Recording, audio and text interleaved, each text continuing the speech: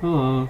Today I am installing Ubuntu 18.04, which now uses GNOME instead of the Unity desktop environment. I've already started it up. I'm actually using a virtual machine, but the installation process will be the same from this point on. Basically, just put the disk in and make sure that it can boot from the disk through the boot order and the BIOS, and then get going. So now we're waiting for it to load from the CD or DVD drive. It's going to take longer, take a while, because the DVD drive is slower than the hard drive. And now we're just waiting. Okay, now we are in the welcome screen, and you could try Ubuntu from the disk without installing it, see if you like it. Just keep in mind it'll be slower than it would be if it was installed directly to the machine's hard drive, because it's operating off of the DVD drive, which is slower than a hard drive. In this case, we're going to install Ubuntu, and we're going to just keep the default English. This here is where you check your keyboard layout. It's set to the default, which is what I have. You can type here to test it, or you could detect the keyboard layout if you're not sure, but I'm sure.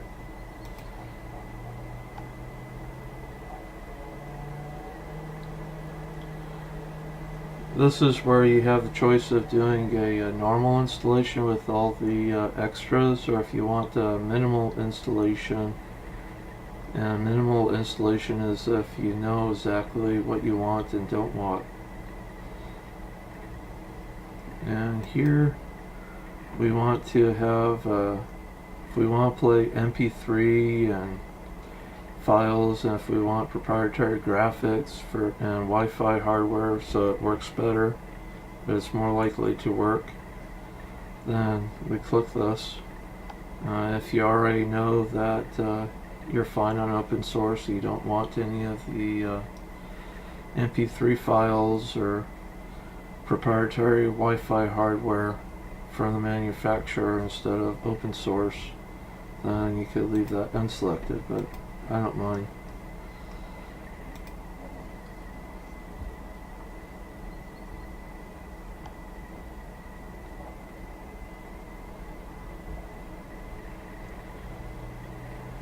Now in this case there's no operating system. If you want dual boot, and if you want to keep Windows, then you can, this is a screen where you would instead select it, and it would have a selection for using for doing a dual boot and using a partition and all that stuff, but I don't remember the exact wording, and I've got to turn this phone off.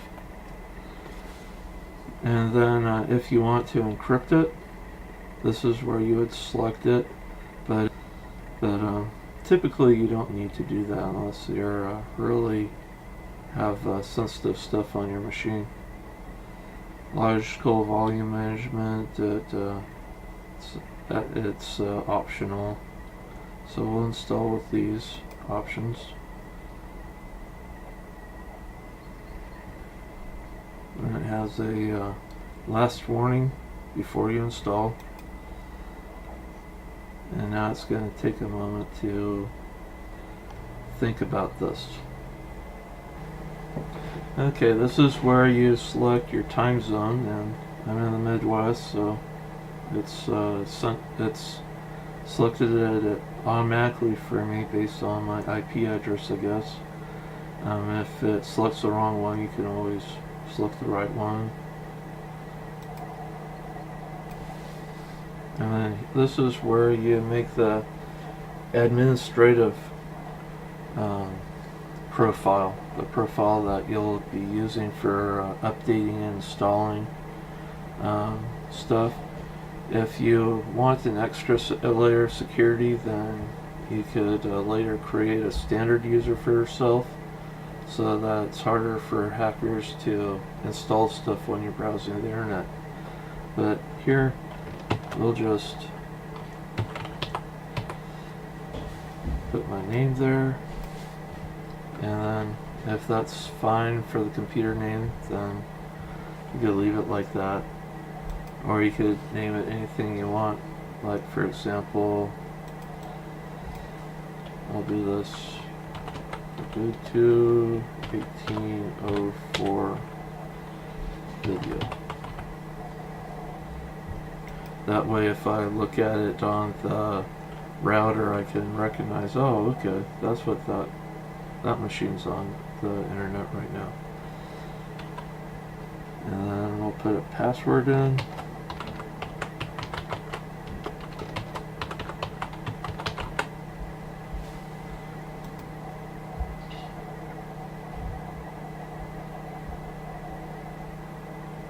And now it's going to copy the files. So we'll come back once there's an option to do something. Okay, so about 10 minutes later it's installed the, less than 10 minutes because I don't know when it finished. I walked away for a while. But it's installed now. So it's going to ask to restart, and then it's going to kick out the CD and then restart. So we'll restart, wait for the CD to be kicked out. Okay, so it's rebooting. It's going to give a few messages, possibly. Sometimes it does, sometimes it doesn't.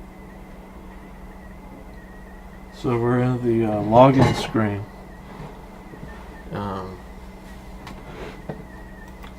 This is for make it easier to see if you need to. The clock can be accessed from the login screen, calendar and clock. And you can adjust the brightness or shut it down right up here. If you want to change to a different environment, if you have a different environment installed, or if you want to use Wayland, then you can, but this is the one that we'll use. Okay, so it's loaded. It's a very basic installation, and it gives a little introduction. You can click through. If you want live patch, you have to create an account with them, I guess. And then it gives you an option of showing a system info or a report to Canonical so they could gather information. We could look at the report. This is what's showing: the version, the processor, screen resolution, Ubuntu GNOME, time zone, that kind of stuff. So it's nothing really private, but if you don't want it, you just look at it. I don't care.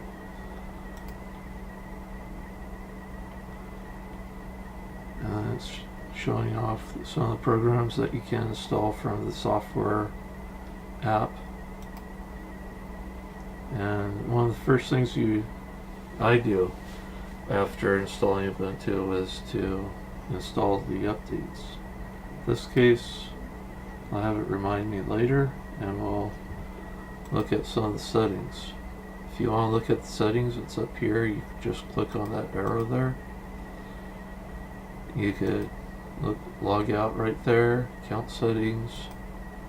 You could look at the wired settings, this stuff. And that icon right there shows that you're connected to the internet through cable. And that's the speaker icon where you can adjust this volume.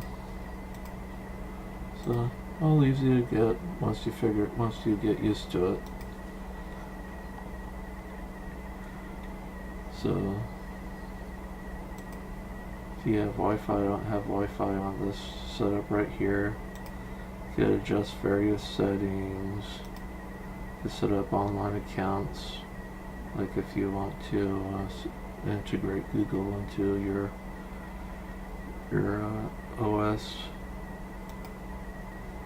Here you could check add printers. This is already installed in my printer.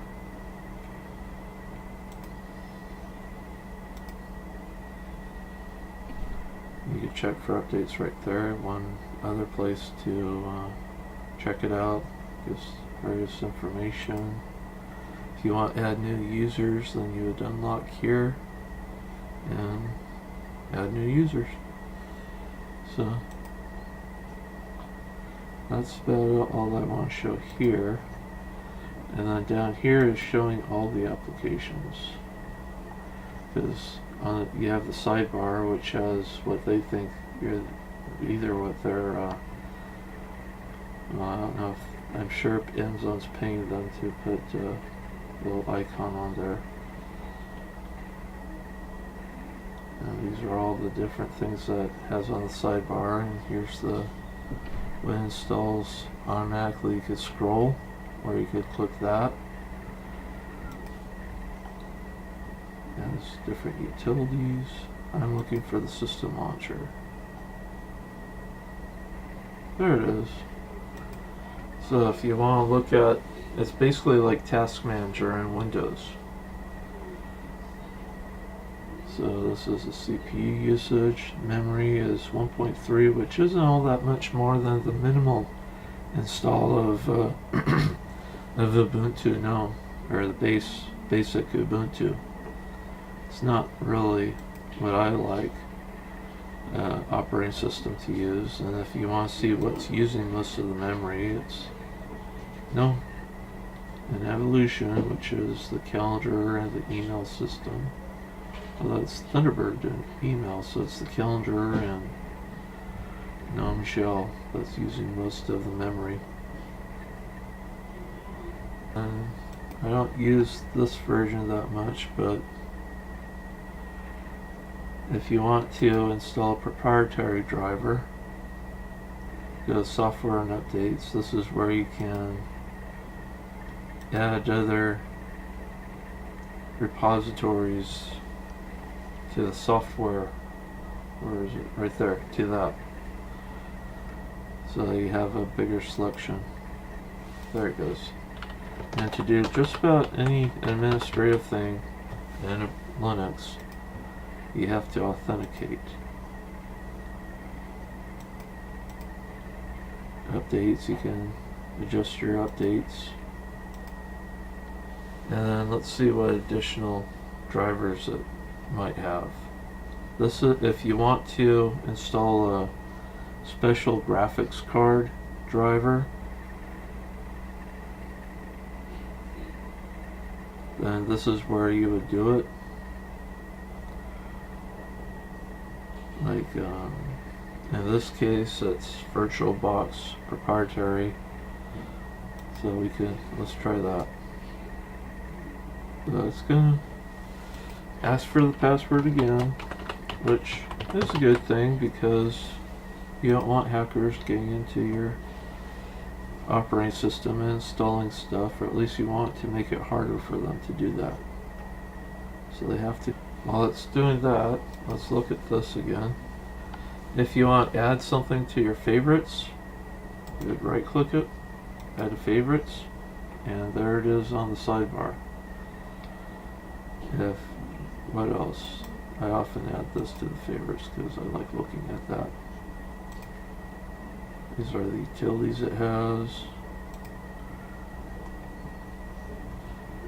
Calendar, this is the file manager. You can see it's already there.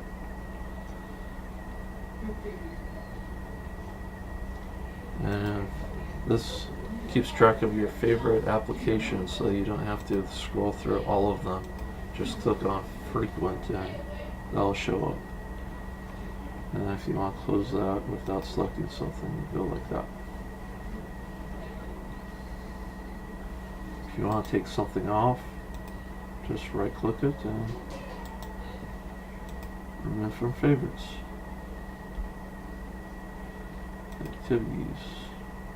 There's a couple ways to install programs. There's several ways. It's Linux. There's always several ways. Not all of them are the best way.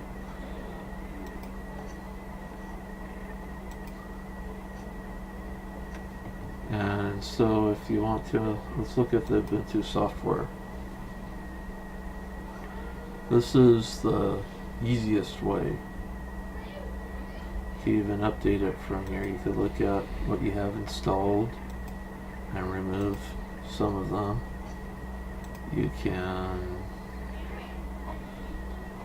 search for something. What shall we search for? So we want a different browser, so I'll do Chromium.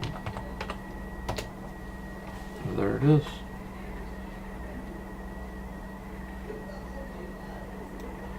Something else that might not be installed that people might use. This is the full installation. It has just about everything. So there we go.